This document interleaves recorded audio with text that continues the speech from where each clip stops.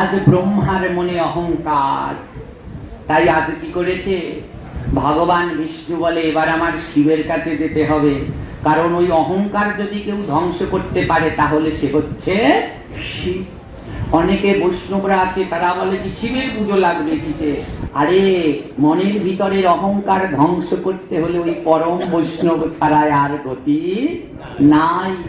আজও বৃন্দাবনে যাবে, বৃন্দাবনের সব থেকে মধুর স্থল রাসমণ্ডল। ওই রাসমণ্ডলে ঢোকবার আগে গিয়েছেন না অনেকে? রাসমণ্ডলে ঢোকবার আগে একটা মন্দির পড়ে, সেটা মহাদেবের মন্দির, নাম তার গোপেশ্বর। ওই গোপেশ্বর মহাদেবকে আগে পুজো করতে হবে, তারপরে রাসমণ্ডলে ঢুকতে হবে। যখন বৃন্দাবনে যাবেন, গিয়েছেন তো অনেকে, দেখেছেন তো মহাদেব। হ্যাঁ, হরিধামে যেতে হলে আগে হর ধামে যেতে হয়।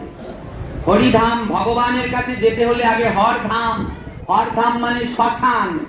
আপনি ভগবানের কাছে যেতে হলে আপনার দেহটাকে আগে নিতে হবে শ্মশানে, নইলে আপনি ভগবানের কাছে যেতে পারবেন না। আজ ভগবান বিষ্ণু আমারে রওনা দিয়েছেন কোথায়? কৈলাস পর্বতে মহাদেবের কাছে। আর মুখে বলছেন ওম নমঃ শিবায়, ওম নমঃ শিবায়, ওম নমঃ শিবায়, ওম নমঃ শিবায়, ওম নমঃ শিবায়।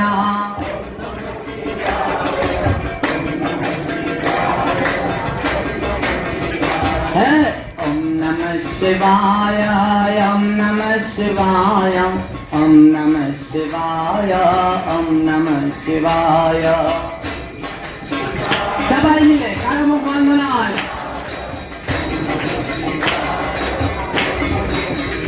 শিব ডমরু বাজায়, ডমরু বাজায়,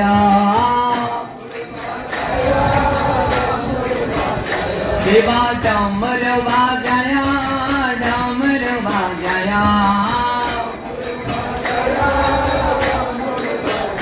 হ্যাঁ, হর হর বলে শিব ডমরু বাজায়, হর হর। হ্যাঁ, ওম নমঃ শিবায়, ওম নমঃ শিবায়।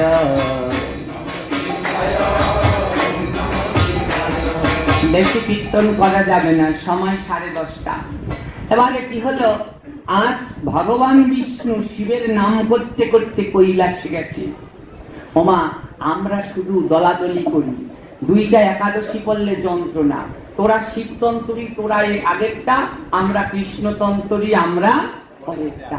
আমার যে কি হাসি পায়, কেন জানো? বলে ওরা শিবতন্ত্রী, ওরা আগেরটা, আর তোমরা কৃষ্ণতন্ত্রী, তোমরা। ওমা, শিবের কয়টা মুখ জানেন? 5টা। পঞ্চমুখে রাম নাম, গায়ত্রী পুরাণী। 5 মুখে শিব রামের নাম করে। শিব পরম বৈষ্ণব। যদি বৈষ্ণব শিব হয় তাহলে শিব কোন তন্ত্রী? কৃষ্ণতন্ত্রী।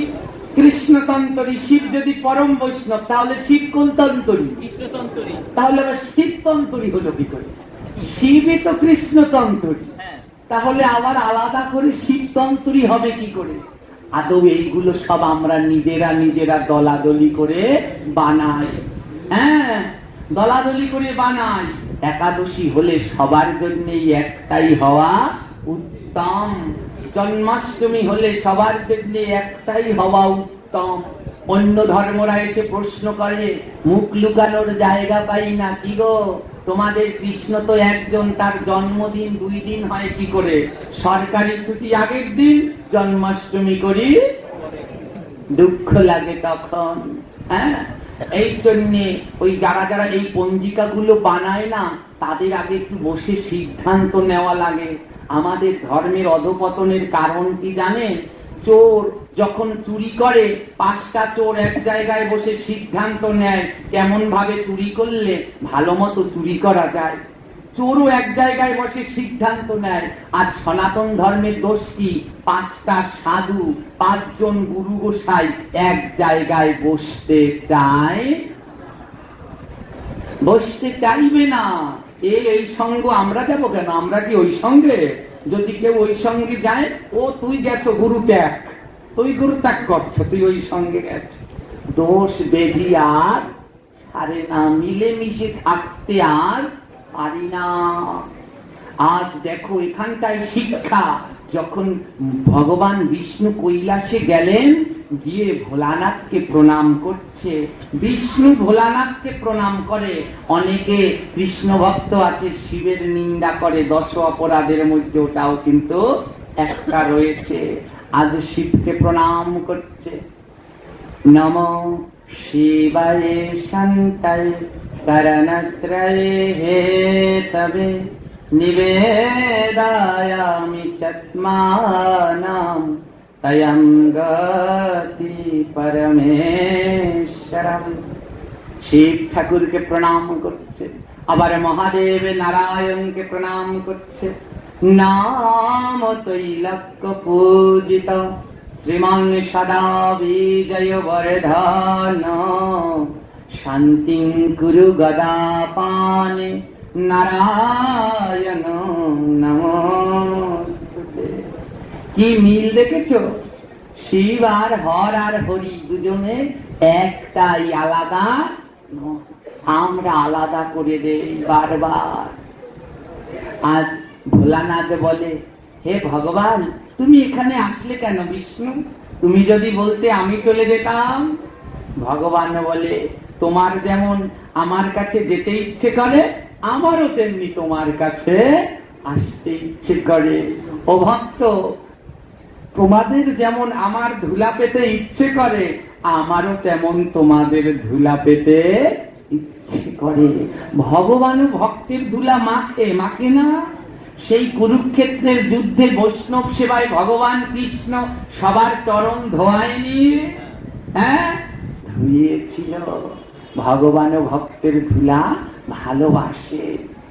আজ ভোলানাথ বলে, বলো প্রভু কি জন্য তোমার আগমন?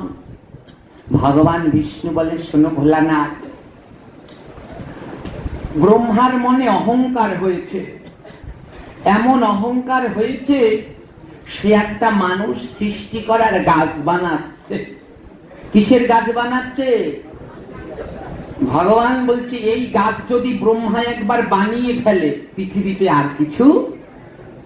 হে ধ্বংসের দেবতা, তুমি ব্রহ্মার কাছে গিয়ে ব্রহ্মার মনের ওই অহংকারটা ধ্বংস করে দাও।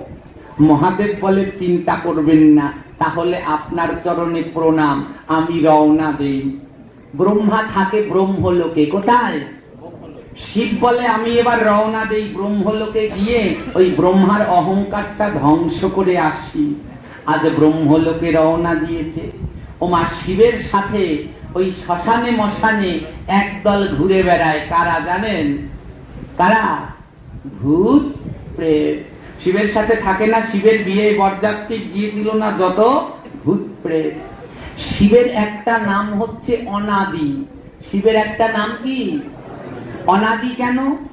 যারা অনাথ, যাদের কেউ নেয় না, কোনো মানুষ চাইবে আমার ঘরে ভূত প্রেত আসুক, ভূত প্রেতরে কেউ ঠাই দেয় না।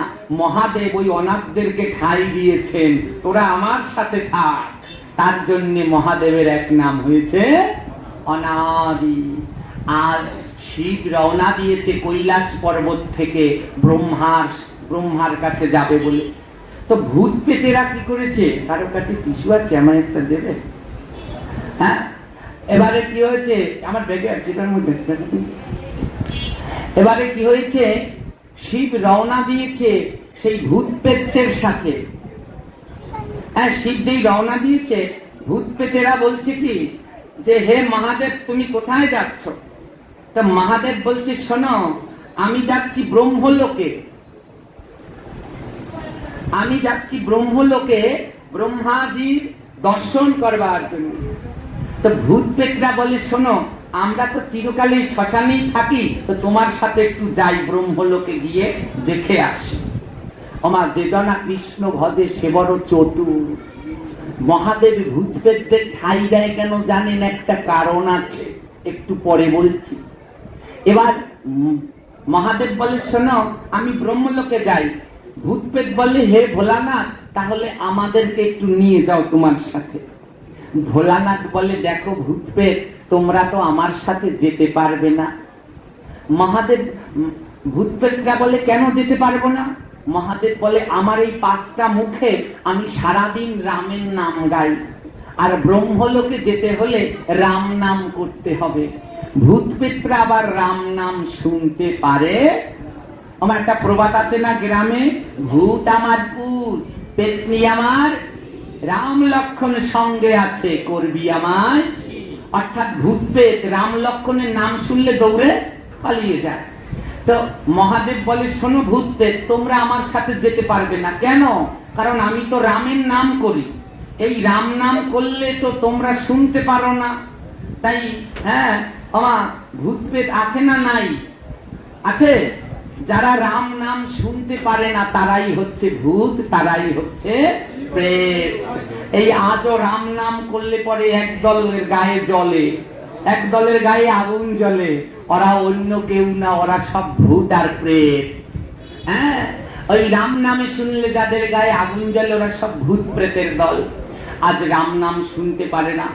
মহাদেব বলে আমি নিতে পারি এই ভূত আর প্রেত। ভূত মানে বেটা, যেগুলা বেটা সেগুলাকে বলে ভূত, আর যেগুলা পেতনি সেগুলো হচ্ছে মেয়ে। বলে এই ভূত আর পেতনি আমি তোদেরকে নেব, একটা শর্ত, রামের নাম করতে পারবি? ভূত পেতনি বলে হ্যাঁ করব। যা হওয়ার হয়, তবু একটু ব্রহ্মলোকটা দেখে আসি। জীবনে ভূত হয়ে আর কয়দিন বাজ গাছে থাকবে, একটু ব্রহ্মলোকটা দেখে আসি, রাম নাম হ্যাঁ করবই করব। মহাদেব বলে তাহলে বল, আমার সাথে সাথে বল, রঘুপতি রাঘব রাজা রাম, পতিত পাবন সীতারাম। রঘুপতি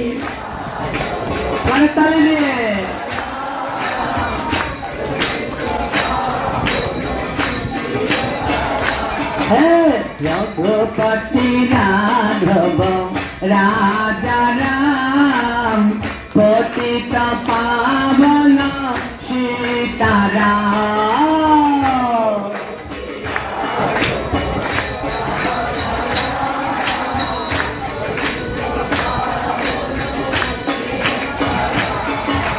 জয় রাম জয় রাম জয় রাজা রাম, জয় পতিত পাবন সীতারাম। রঘুপতি রাঘব রাজা রাম।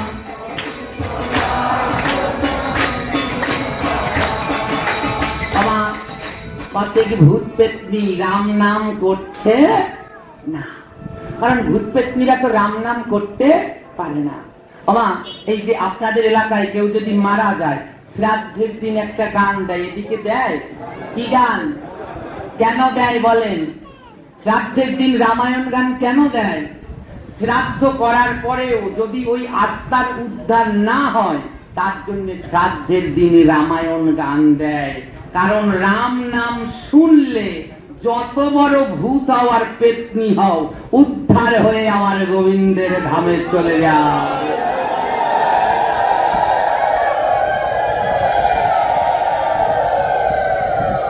ওমা আজ মহাদেবের সাথে যারা রওনা দিয়েছে, ওই কতিক ভূত পেতনি রাম নাম করছে।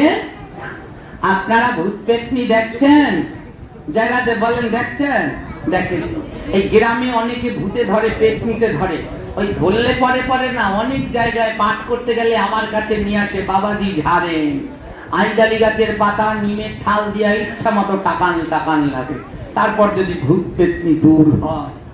কিন্তু আজকে আপনাদেরকে আমি দেখাবো, ওই যে ভূতে ধরে না সেইগুলো আপনাদেরকে আজকে আমি দেখাবো। পেতনিতে ধরে এই এখন দেখাবো। এখন যাদের ভূতে ধরে কিংবা পেতনিতে ধরে তারা কোনো সময় রামের নাম বলে। এখন আমি এই আপনাদের মধ্য থেকে ভূতে ধরা আর পেতনিতে ধরা দেখাবো।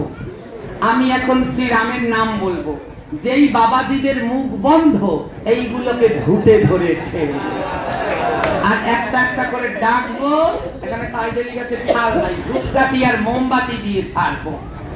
আর যেই মায়েদের মুখ বন্ধ তাদেরকে ধরেছে পেতনিতে। হ্যাঁ, ওমা এই রাম নাম করলে পাপ হয়? জোরে বলেন। রোগ ব্যাধি হবে, ঘরের লক্ষ্মী চলে যাবে, তাহলে কেন করবেন না? এবার ভূত আর পেতনি খুঁজবো আমি। যদি কোনো বাবা ভাইয়ের মুখ বন্ধ, দাঁড়িয়ে আছো আর বসে আছো গেটের এপাশে আর ওপাশে, মুখ বন্ধ থাকলে সেটাকে ধরেছে ভূতে। এবারে ডাকবো কি করে? নাম তো আর জানি না। অনেকে মনে মনে বলতে আছে, ও গোসাই তুমি যতই লাফাও, আমার নাম কি জানো? তুমি ডাক পাবেন না। নাম না জানলেও রং তো চিনি। ওই নীল জামা, সাদা জামা, লাল কাপড় এইরকম করে ডাকবো, কিন্তু তাও রামের নাম করিয়ে আজকে ছাড়বো। এবার লক্ষ্য রাখবেন আমার সাথে, যার মুখ বন্ধ আমার আঙ্গুল তার দিকে, যার দিকে আঙ্গুল। যদি ছেলে হয় তাহলে ভূত, মেয়ে হয় আবার মাচ্ছা পেতনিও আছে। মাচ্ছা পেতনি কোনগুলো জানেন? যারা জোরে জোরে নাম করে না, মিন মিন মিন মিন করে, ওইগুলা হচ্ছে মাচ্ছা পেতনি। আবার মিন মিন না শয়তান আছে, ছেলেদের ভিতরে যেইগুলো মিন মিন করবে, ঠাকুরের নাম আবার মিন মিন কিছে, উচ্চ স্বরে নাম করবে, এত জোরে নাম করবে, ওই যে দোকানগুলো বন্ধ করেছে ওরা যেন দৌড়াতে দৌড়াতে আসে যে ওখানে কি হয় একটু দেখে আসি। পারবে? মায়েরা পারবে? বাবারা একসাথে। রঘুপতি রাঘব রাজা রাম। আমি কিন্তু দেখছি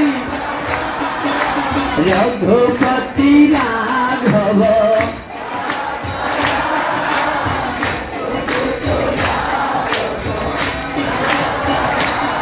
হে জয় রাম জয় রাম জয় রাজা রাম।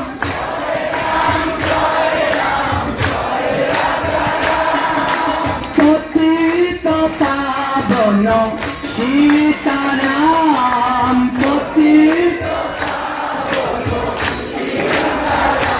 হে হে রঘুপতি রাঘব রাজা রাম, পতিত পাবন সীতারাম।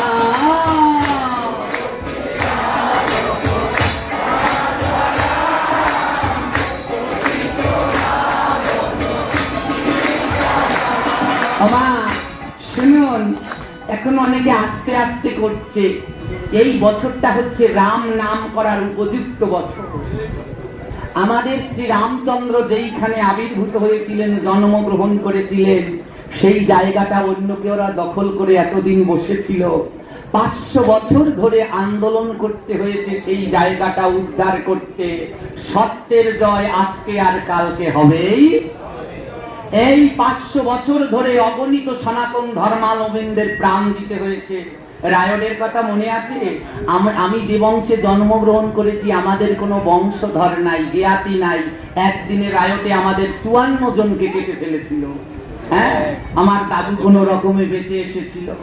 হাজার হাজার প্রাণ দিতে হয়েছিল ওই রাম মন্দিরের জন্য। কিন্তু আজকে 500 বছর পরে ভারত ভূমিতে সেই রাম মন্দির তৈরি হয়েছে, রামলালা প্রতিষ্ঠিত হয়েছে। হ্যাঁ, রামলালা প্রতিষ্ঠিত হয়েছে। দেখেছেন আমাদের রামচন্দ্র কেমনও ভগবান। এই যেদিনকে রাম নবমী গেল, সূর্যদেব রামের কপালে সূর্য তিলক দিয়ে গেছে। দেখেছেন, নেটে ভাইরাল হয়েছে, জীবন দশায় দেখছেন এমন ঘটনা। সূর্যদেব রামের কপালে তিলক পরায় তার আলো দিয়ে। সূর্যের এই চিকন আলো এসে রামের কপালে তিলক হয়ে থাকে। হ্যাঁ, সত্যের জয় আজ হোক আর কাল হোক হবে। হ্যাঁ, আজ সেই রাম নাম করবার সময়। কেন আপনাদের মুখ বন্ধ? আবার সবাই একসাথে। দশরথ নন্দন জয় রাজা রাম, পতিত পাবন জয় সীতারাম। দশরথ